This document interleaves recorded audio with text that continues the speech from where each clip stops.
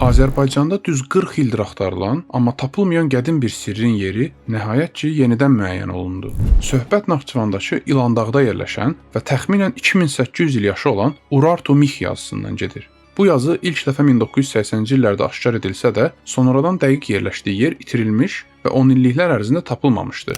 Bəs bu qayada nə yazılıb? Mətnə görə Urartu hökmdarı İşbuini və onun oğlu Menua bu bölgəyə yürüş edib, yerli şəhərləri fəth edib və baş tanrıları Haldiyə qurbanlar təqdim ediblər. Yaxşı, bəs bu Urartulular kim idi? Urartu dövləti eramızdan əvvəl 9-cu əsrdə Van gölü ətrafında yaranmış və dövrünün ən güclü krallıqlarından birinə çevrilmişdi. Onların dili nə türk, nə Hind-Avropa, nə də Sami dillərinə aid idi.